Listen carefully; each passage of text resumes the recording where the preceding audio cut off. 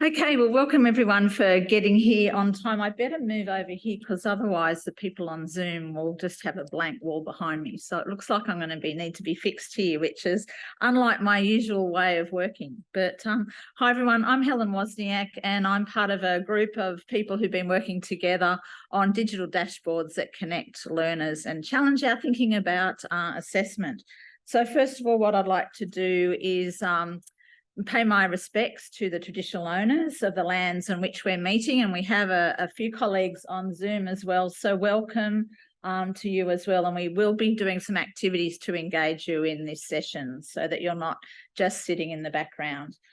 We do pay our respects to ancestors and their descendants who continue cultural and spiritual connections to the country. We recognise their valuable contributions, and we also recognise the immense contribution they make to learning for many, many centuries. So today, what I wanted to do, and I'm going to actually move to this slide, I wanted to start there. We have a group of people that have come together as part of a teaching innovation grant. And so we're wanting to report a little bit of the work related to that, but we also want to think a little bit more broadly.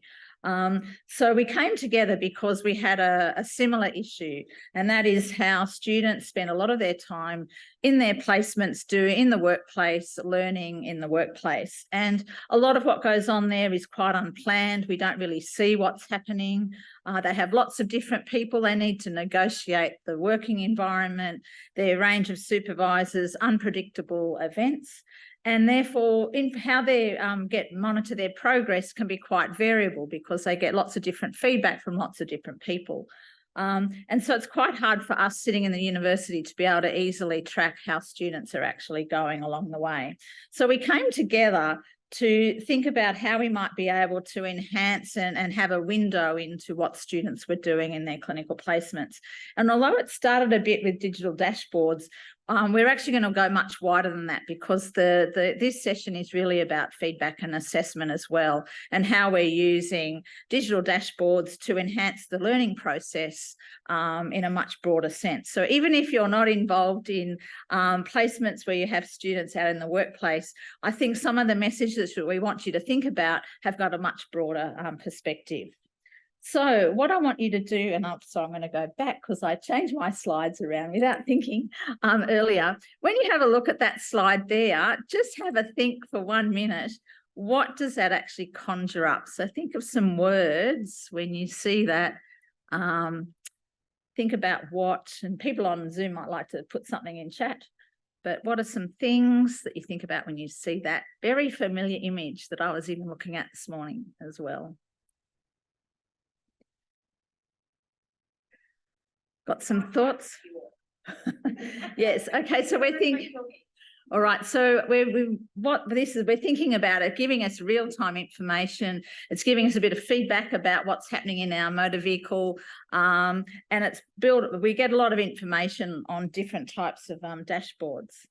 And so the dashboards have sort of developed quite a lot in a lot of areas, and it's really about a way of visualising various types of data in one place.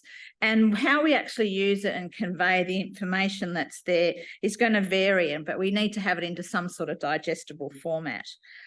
We know that we have Course Insights. The Learning Analytics team has that, which is available to staff. But we're also really interested in thinking, how can we use these sorts of things to enhance the student learning process? So, and one part of that student learning process is thinking about feedback. So Christy's just going to outline a few things about our current thinking around feedback, because that is nested in this work as well. There we go. Great. Thank you, Helen, and welcome everyone. So I'm Christy Noble. I'm going to share with you some thoughts around how we think about feedback, a more contemporary way of thinking about feedback, and then connecting that to how we can think about feedback in the context of these dashboards. So the traditional model of feedback is often that information is shot out at the individual and they're meant to make sense of that on their own. The issue with that is that our students often have a really passive role. They're not sure what to do with that information. And we're not often thinking about how we time our feedback so that they can take that information on board, make sense, and then move forward. So we really want to think about, with the new models of feedback, what's the most impactful way that we can engage feedback processes to optimize learning. And even though this model that I'm going to share with you is 10 years old, it's taking a while to gain traction and to really think about it in our processes. But I'll work through the model. Just maybe a show of hands. Who's heard of the feedback Mark II model? A few? Okay. All right. So let's work through it. So the key thing about feedback that I'm going to work through this definition just to highlight some things. And then as I work through these definitions, I want you to plant seeds around, well, how does that relate to a dashboard? Okay. And that's thinking about that as a form of feedback information. So feedback, it's a process. It's where our learners are getting information about their work. Okay. But what's probably different from that first approach of information being shot out is that they're starting to think about what's the differences and similarities between what they've done and what's an appropriate standard for that particular work. So let's think about it. What's the appropriate level for students on placements? And then how might they generate in plan for improved work? Okay. What this looks like visually is this model here, and I'll just whiz through this to give you a sense, so that students need to be orientated to what's expected for their particular work. So what's expected on a placement, they will engage in different activities, have the opportunities to make judgments about their work, and then really ask people around them for specific information about how they're performing, having a conversation to judge that work, and then having a comparison. Compared to this standard, I thought you did this, I was hitting in the mark at that point. Then based on that, generate a plan for improved work.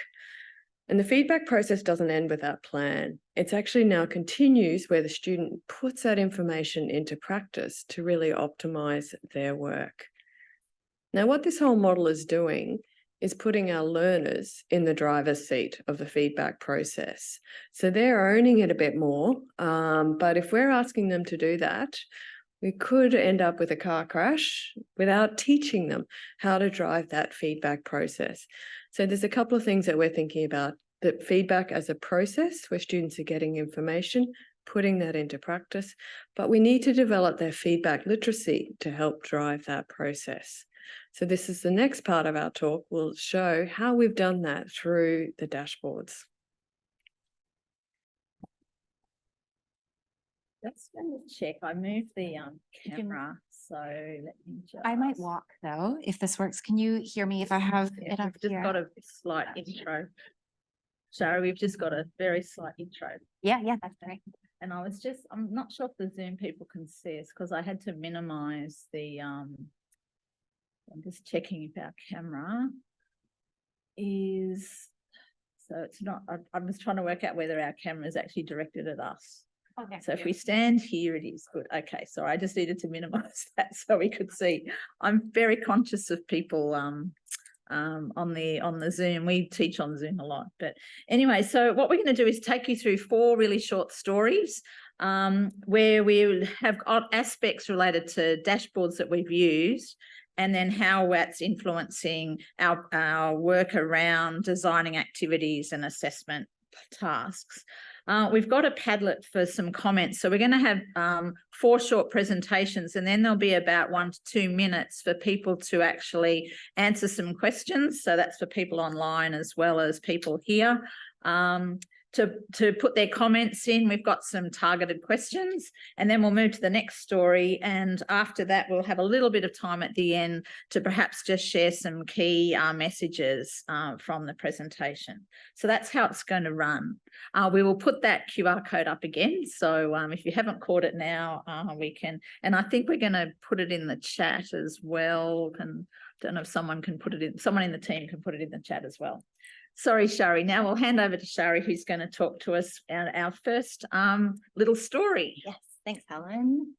Hello to everybody on Zoom. My name is Shari Bowker. I'm a learning designer in the Institute for Teaching and Learning Innovation. I am going to walk. So hello to Zoom and goodbye to Zoom as I do a little walk. First story. This is a story about the Bachelor of Veterinary Science. This is 5th year vet, and how we've taken those contemporary feedback processes to do a transformation of assessment of their workplace-based assessment.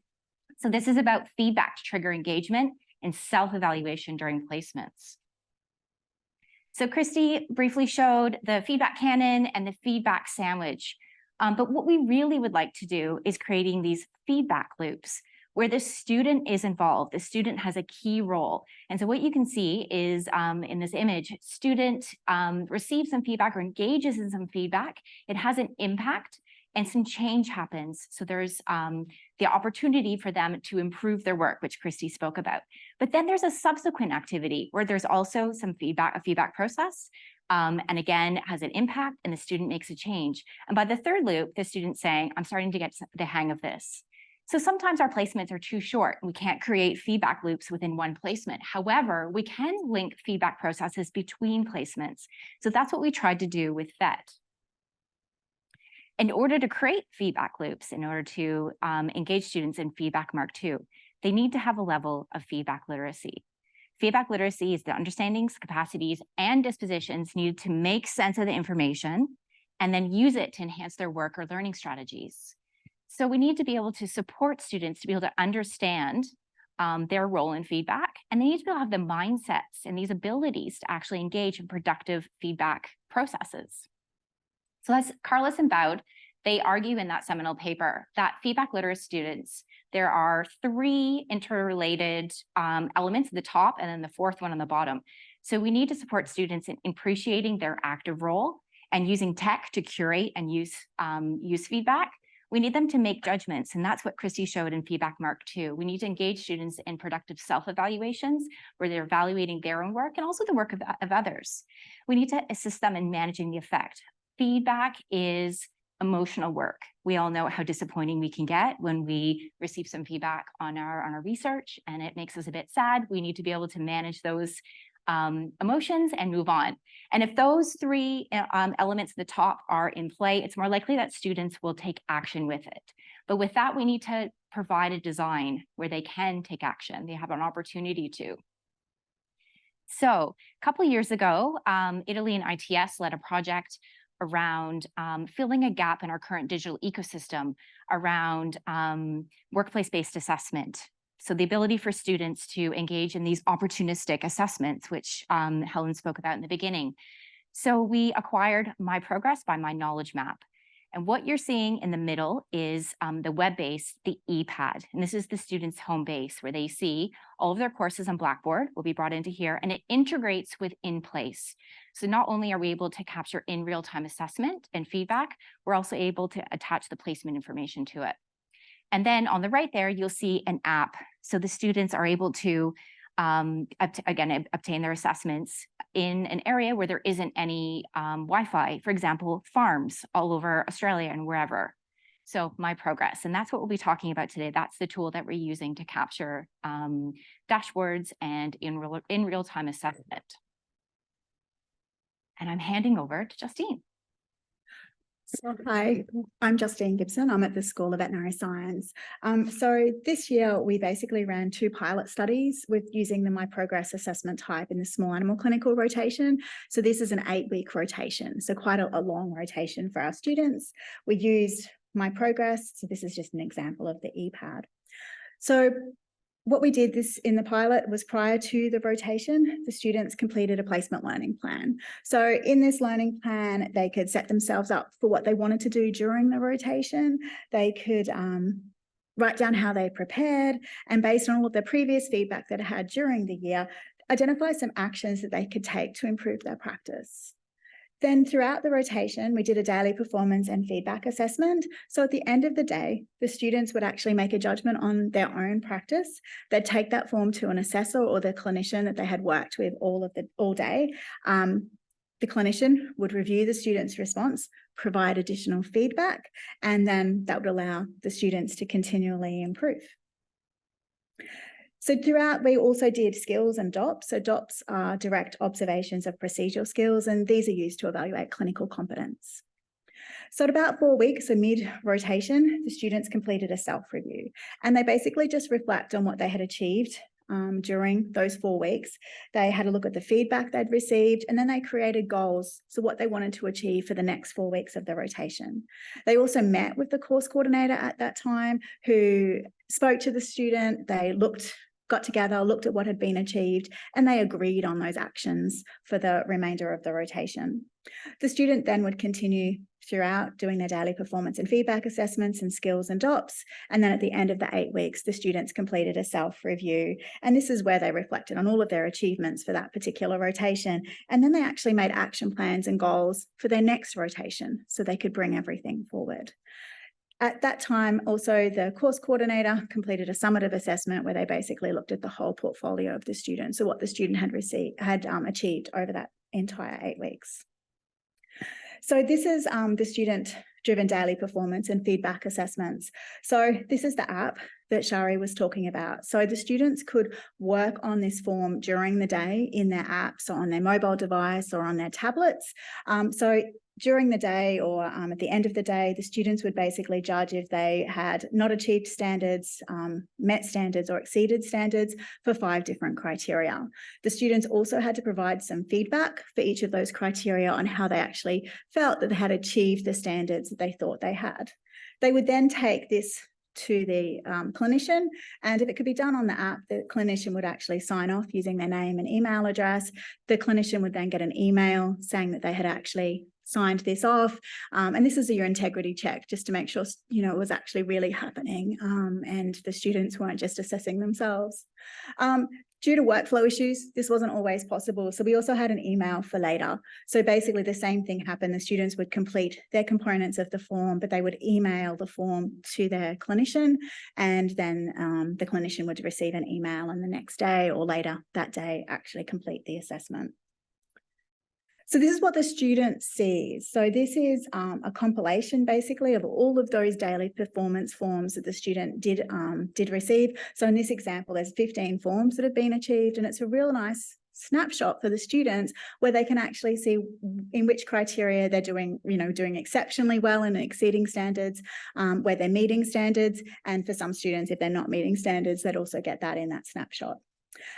In the actual live site, you can just hover over one of those little dots. It will tell you the date that it was actually completed at, and then you can click further down and you get a form, and the student can open the form and actually read all of the feedback they had done and what they had actually thought of their day as well. So the ePad is really good. It's got this snapshot for the students, but they can also delve in and get all of the detailed feedback that they'd received. The staff dashboard on MyProgress, it's nicely color coordinated for us course coordinators, so we can actually keep track of what our students are doing. It's nicely, so green means they've achieved what they're supposed to have achieved, grey means they haven't started yet, and red means that they haven't quite met the deadline. And you can actually just very easily see what students are up to, how they've engaged, which students might need help, and you can just click on any of these little icons at any time. It will actually then take you into the student ePad, and you again can get a lot more rich information and get a little further to see how you can help the students. So really, feedback from staff and students, we had a number of different barriers, mainly around resources and people and just having time to actually complete the assessments. There was also those conflicting demands because really everything is focused on healthcare, so patient healthcare. Change management, so this was something we didn't do overly well during the pilot, but moving forward to 2024, when we're trying to implement more of this, we're really looking at student and teacher feedback literacy in a lot more detail. We really wanted to use the app, so the students got that feedback on the day, but often everyone was just too tired by the end of the day to actually do it. So we did find we had to really make use of that email for later function. And I think about 50% of the forms are going that way now. And obviously the risk there is that clinicians don't complete the email, but we're working on that. But overall, everybody actually really enjoyed it. We found our students tend to underestimate their ability, but as far as getting feedback in real time, it's a really big improvement from when we just used to shoot that cannon at them, and that used to be many, many weeks after rotation in some stages. So it's a really positive step forward. And I think I get to have a little rest and you guys get to do some work. So if you want to have a look at the Padlet, we've just got a couple of questions. So one is, what part of feedback Mark 2 you can feel is applicable to you, and if our ideas in our work has sparked anything for you. And we'll just give you a couple of minutes.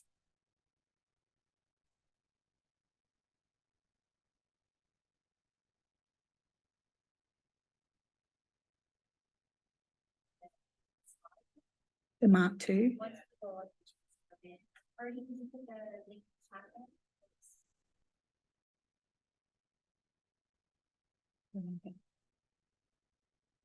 And we've got about a minute and a half because we started late. We're going to have to move faster. So just about a minute, and you can keep adding to the Padlet while we start the next presentation in a minute. But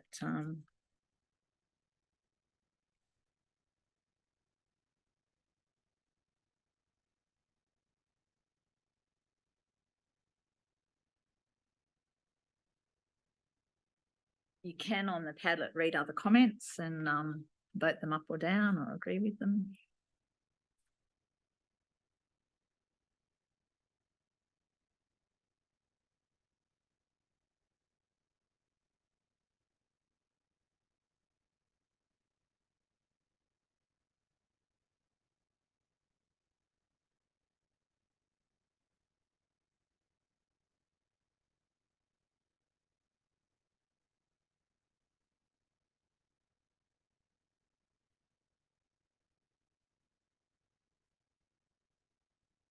Okay, we might move on to our next presentation, but the Padlet's still there for people to add things to, so we keep moving along to another story. Got lots of stories today. And I'm starting this story as well. So in this story, we're looking at enhancing digital dashboard design through connection or co-design. And again, this was a collaboration between ITaLI Medicine and Veterinary Science. So the co-design approach is a participatory design that comes out of human-centered technology. It's a set of design practices to investigate, understand, and establish mutual learning between a range of different participants. But co-design is actually more than that, because as you can see in the images on the screen, the stakeholders actually have a seat at the table and they're involved in all of the collective creativity and design decision-making. So how did we go about this? So prior to our first design session, we just did a number of different activities. And the first one was actually just to work out what data we had in our work integrated learning data sets. So what information was available to us. So things like the type of placements, the clinical locations, when and how will activities were completed, who the assessor was, what was the nature of the feedback, and then how did that relate to the students' learning or action planning. We also undertook some focus groups. So that was a range of different stakeholders. So our first one were our course coordinators and our clinicians, and we consulted 17 different staff members at UQ, and we asked them for their wish list on how they would support students prior to, during, and after their placements. And our student partners also went and gathered similar data from their student peers. We also met with our international focus group, which had members in Australia, New Zealand, the US, the UK, and Canada. And our first co-design session was about 12 months ago now, and we actually brought us all together. So we can see here, there's a number of us here, but we've also got our student partners, which were really critical to our co-design project. And we had a look at all of that information that we had gathered to map out what we could do based on all of those different perspectives. So this is one of the outcomes of that first co-design session, and it was the development of a dashboard for the medical students in their third year, so as they go into their third year of placements. So this dashboard drew on all of cohort data from the prior year, and it allowed the students to try and map out or see what activities were completed in different types of placements. So here we can see we've got our onshore students, and the placement is general practice, and the students can quickly see what DOPs were completed in general practice and what COPs. So COPs are compulsory observed procedures, and which ones of those were completed while students were on GP practice. And then conversely, we also had, you could choose the procedure, and then you could look at where that procedure was completed, and then who could sign off on this procedure. So these are web pages. They are actually designed by our learning analytics team, and they brought data from MyProgress work-based assessments across. So students then could have a look at these web pages, and then they could use this data to actually plan and make goals for their placements as they move through third year. And then all of these questions and all of these things we did led us to our second co-design session.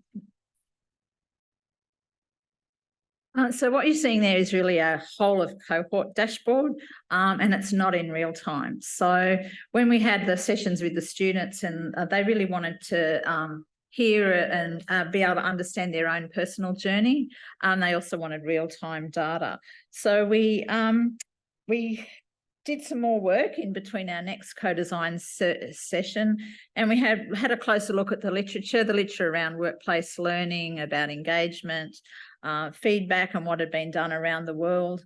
We also had our students get some feedback from their colleagues about how that whole of cohort dashboard was going, how people were using it, because we have made tweaks to that since. And then we also were quite interested in looking at, well, you know, that's just numbers and data and things. There's a whole lot of more rich data out there as well. And we thought about the qualitative information. So students could actually see their qualitative feedback that they're getting from particular types of history taking or examination or procedures, that would also be a really valuable source of learning, so that it's sort of allowing other students to see what other students are getting as well. So we had quite a lot of information that we were coming together there to think about, well, how can we actually work with this information? So here we are. Here we were getting students to think about, well, if we were able to make this information available, how would students actually use it? So we used a few different techniques in our co-design session. We also asked students about the sort of journey that they're on, and what does it risk mean to them if the students aren't engaging in that process. So with all of that information together and some principles around a whole of cohort dashboard as versus an individual student dashboard, we then worked quite closely again with the learning analytics team to map out to begin to map out a prototype of what an individual dashboard might look like, to help students to draw the information together. And we were working very closely with the learning analytics people, but like all things with projects and things, we did come up with some roadblocks, which we'll explain in a little bit more, but we haven't been able to actually roll out that individual dashboard at this point in time due to some staffing changes and a whole heap of other things that went on. And we'll come to the enablers and barriers in a little while. So we've had to sort of change course. Often is the case in educational projects. You go down one part and then sometimes you have to change course into another part. So we started to think about, okay, well, maybe that bit's on hold for the moment, but what else can we do to harness the information that we have got available to us or to students, and think about how it's all very well to have the information, but you actually have to tell people, give people options about how they might actually use the information. So what we're doing for our last little while of this, the grant, is to thinking about pulling all our lessons and learnings together to support students as they enter the workplace, so that they can get up to speed quickly with the activities that they need to do. So that's what we're currently doing at the moment, and you'll hear a little bit more about that in a minute. So through this process, we've learnt a lot. Not everything's always worked. We see the real value. We had our student partners have been fantastic. We've actually had an international student from the Oshner cohort, a rural student and a local student. Students really do value information. It's very helpful for them to be able to, if you put the structures around it, the learning structures around it that Justine described, where they're actually creating their goals and actions as well. And also staff are also finding it useful to be able to have a bit of a window into what students are doing into the placements. We have come up against barriers. You always do when you try new things in education. I've been in the game for a very long time, and there's always ways that you have to manoeuvre. We really do need skilled resources. Data science is absolutely essential, where it's not just the learning design element, where we've got wonderful learning designers and a wonderful team, but we also need to work very closely with the data people that are managing the information. We have come across different limitations with the platform at various stages. It's sort of been about a 4 or 5 year job with Justine and me, and we're still pushing the boundaries a little bit with the platform, and not everything always works all the time. And then I think the other thing that's been challenging for us is the organisational readiness. It's all very well to have access to the data, but you actually have to get to it. And it took us probably about a year to negotiate with different parts of the university. I'm not going to name names here, to enable us to actually get access to the information. But it's not only that, it's about how you actually set it up so that when you do access it, you actually know what you're accessing. So it's it really is a multidisciplinary area that we need to work for. And I think it's about having the organisation ready to adopt these sorts of things and to enhance the student learning practices. So back to Padlet. And you'll notice on the Padlet that this is number 2, column number 2. I didn't really explain it very well. We're just interested in if you could jot down your points around any of these questions.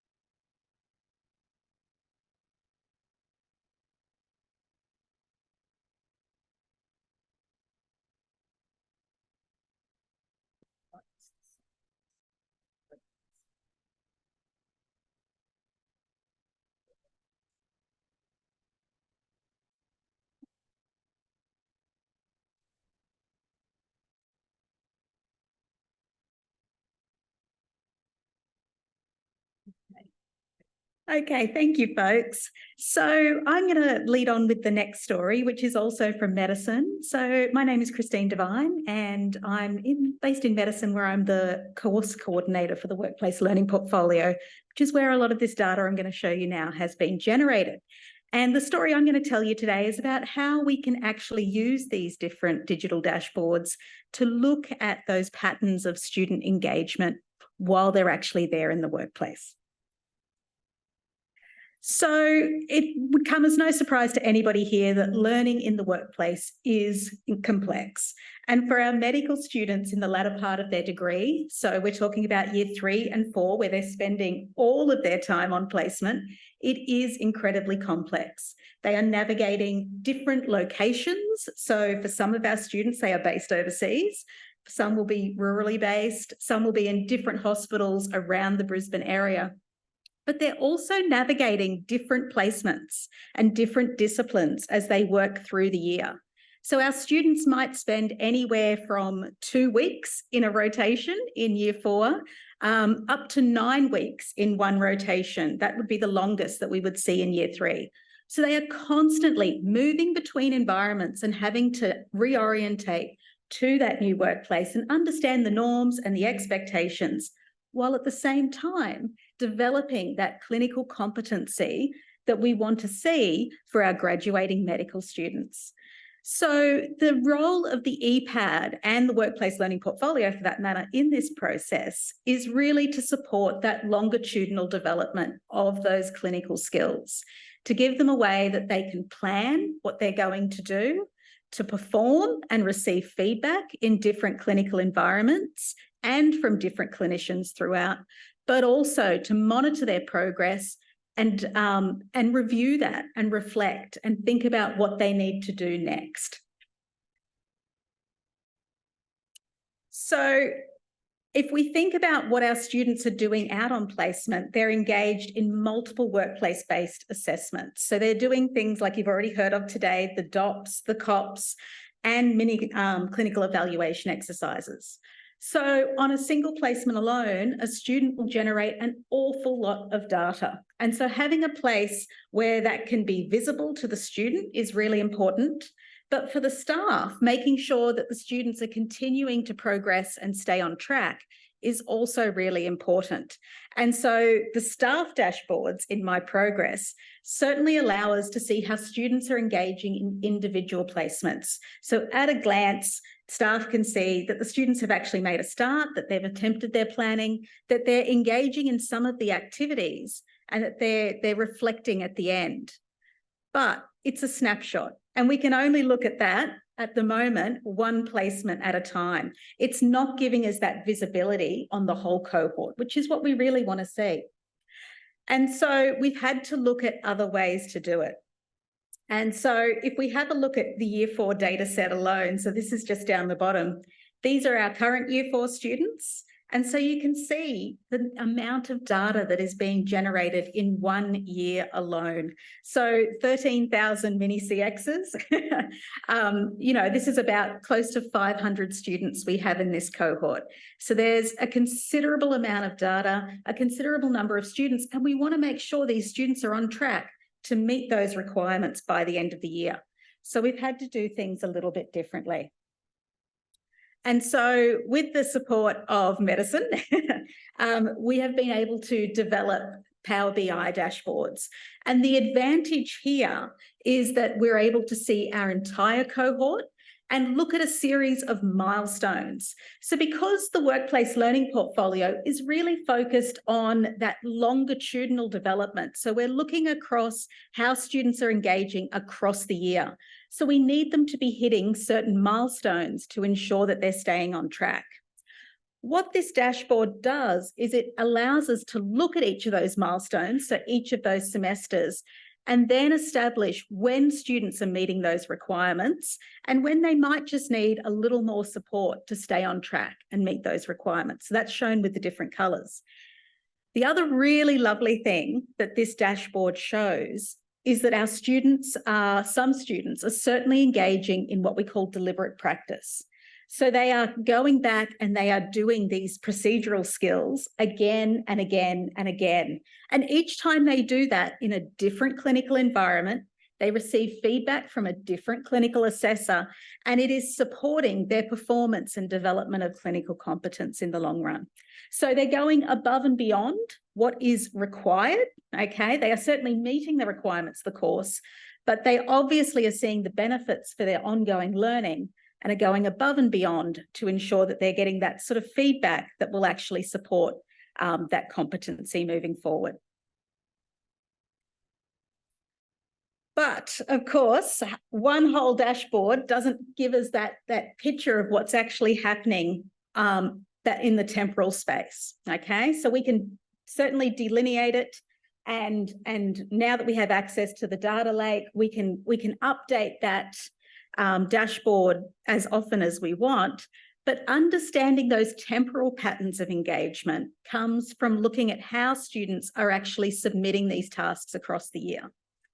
So the first thing I want you to notice is that if we look at the end, if we look at the end of the year here, so this is where there is a summative portfolio, an end of year portfolio review, where we ensure that students are on track to progress to Year 4.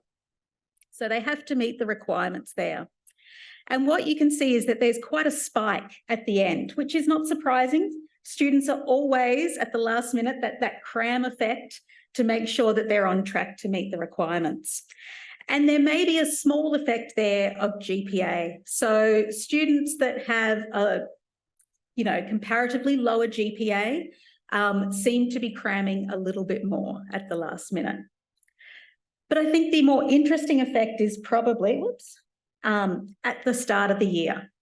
And so here what you can see is that our students with a higher GPA start well, they engage well, and they engage early. So they're already submitting quite a few tasks. Whereas those students that perhaps have a lower GPA may be a little slower off the mark, okay? I'll show you that they both still meet the requirements, but this seems to be the critical period in which if we can orientate our students to the workplace better, you know, we can start to remove some of that inequity that exists in completions.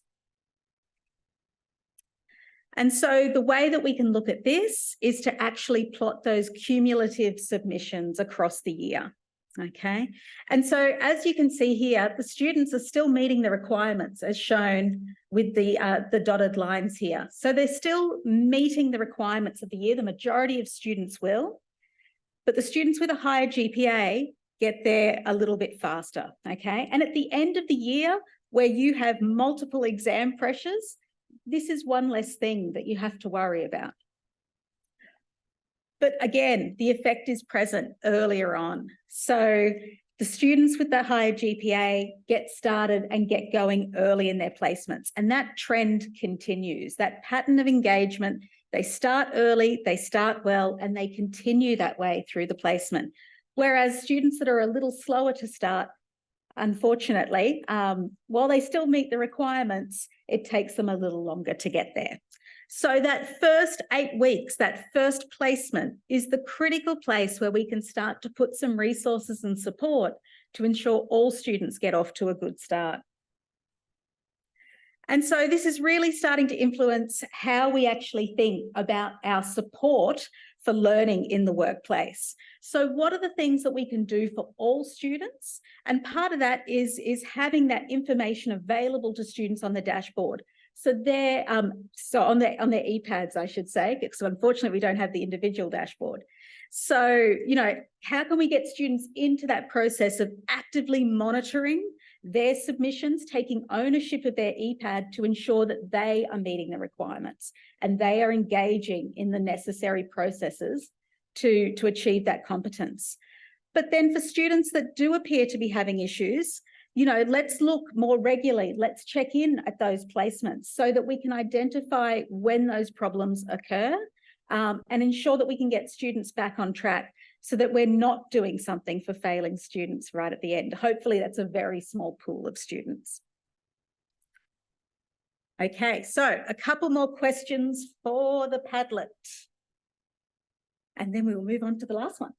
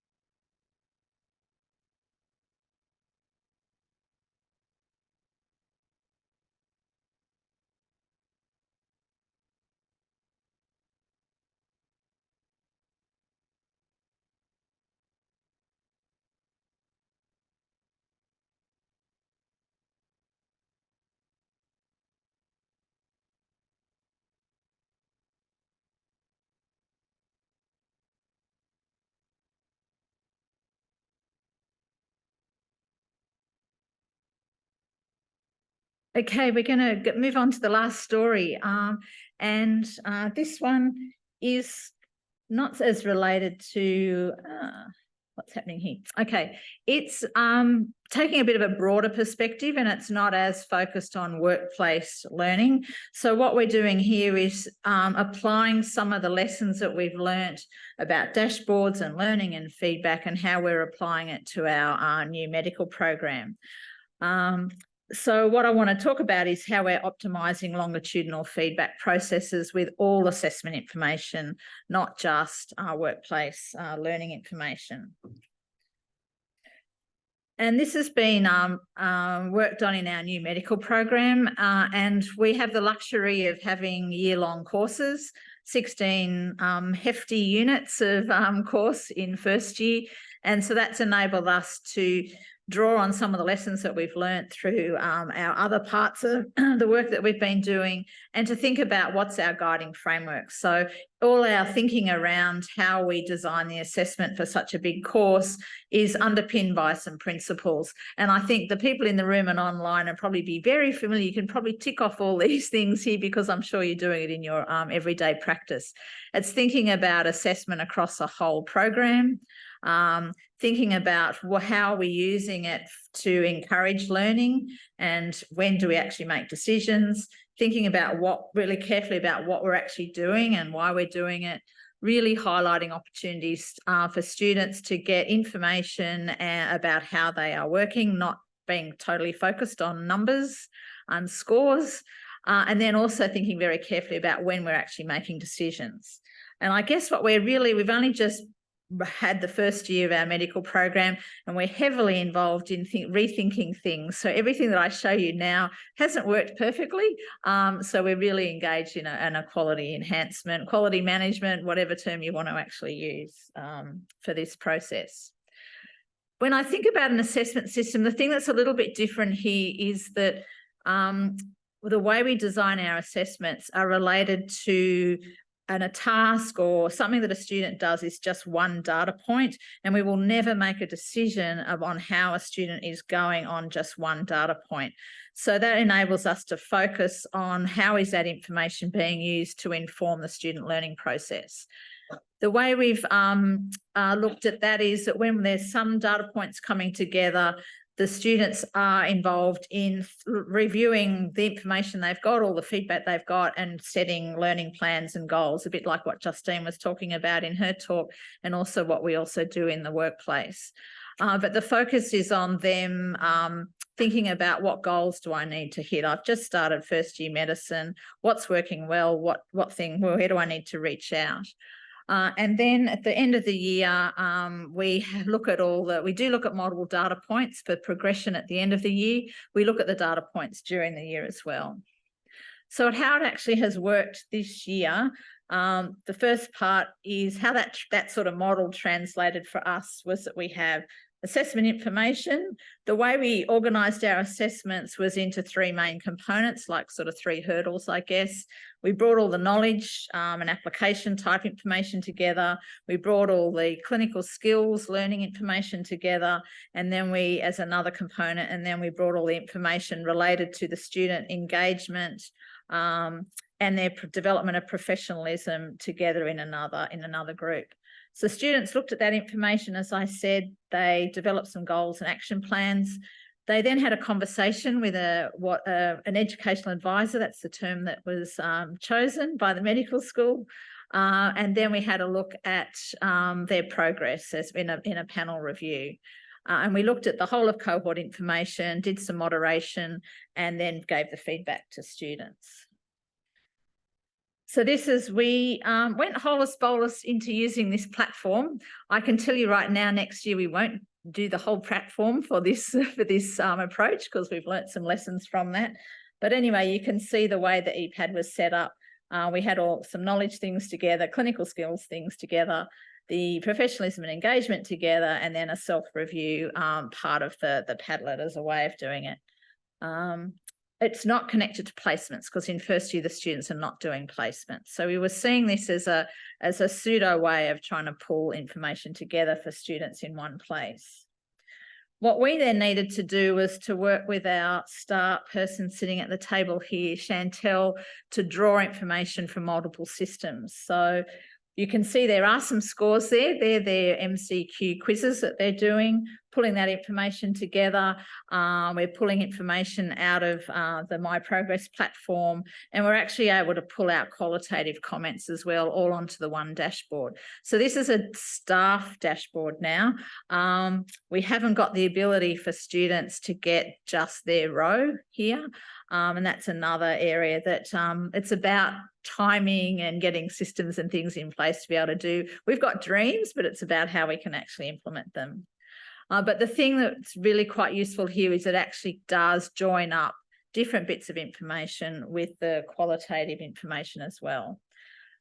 This is just another part of the dashboard that was used midway through the year, where this is the engagement part, and what we're drawing together there is student preparatory activities, tutor feedback, ratings, things in Ripple that the students are doing to as peer summaries, some of their reflections, and are they actually engaged in the feedback process.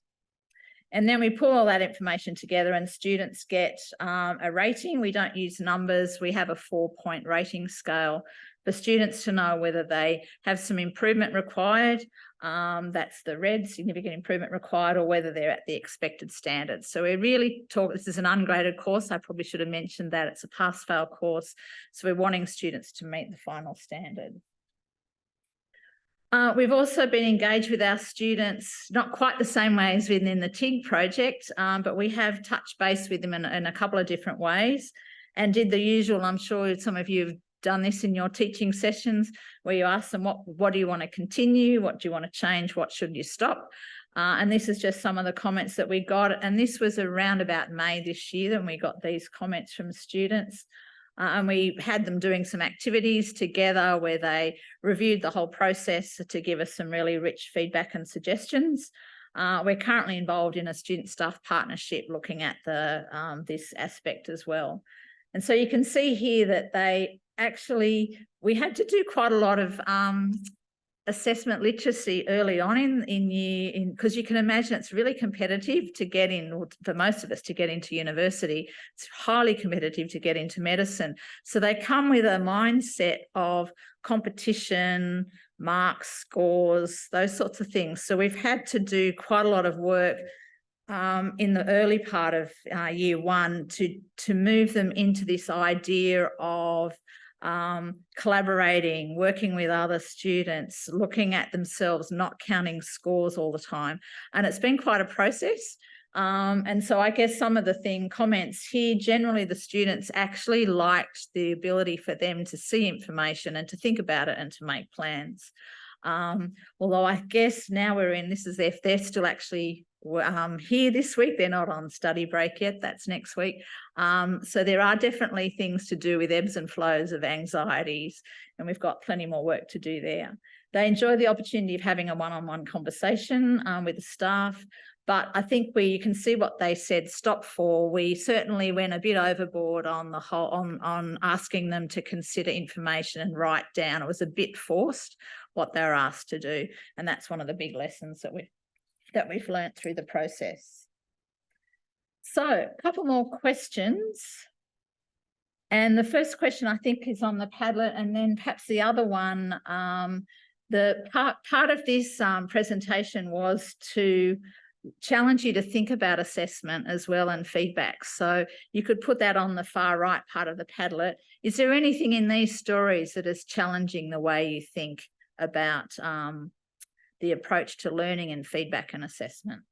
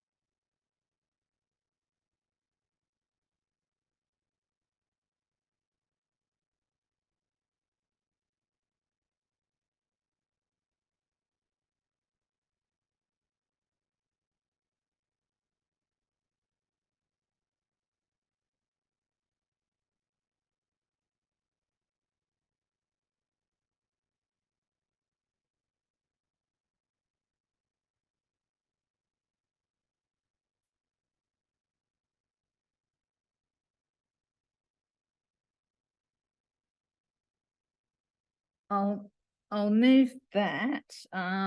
Please keep adding to the Padlet as we sort of wrap up. Apologies, we had intended to have some time for some discussion, but we will probably take a few questions and have a look at our Zoom colleagues. We have got a website for part of the work that we've been doing, but we can share that later. The usual references, and I'm not sure, where was our slide of all our list of people? That's not there. But anyway, this is quite a large group of people. That seems to have missed off the list. We've got quite a lot of contributors. So I might just stop sharing for a minute now and put our chat back up again. Lots of links to the Padlet. I guess we're interested in, maybe we should get the team to come out the front rather than me fielding everything. I don't know, but there could be some questions for people. But I guess what we're really wanting to hear about, what sort of, have there been any, whenever I come to sessions, I often get sparks, sparking thoughts. So are there any questions or thoughts that people have got, or some feedback to us about some of the stories that they've heard? And maybe we'll need to pass a microphone around. Yeah, thanks, Karen. We're going to run a microphone over to you, Paul, who can come out. Apologies to the people on Zoom how we started a bit late. Thank you. We got the gremlins that we had earlier. Well, actually, we found out what went wrong, but it's okay. I just wanted to ask the question around the same question that you asked your students. What will you continue? What will you change? And what will you? Okay, well, I don't know. I can start there, but I would like my colleagues to help. What we continue?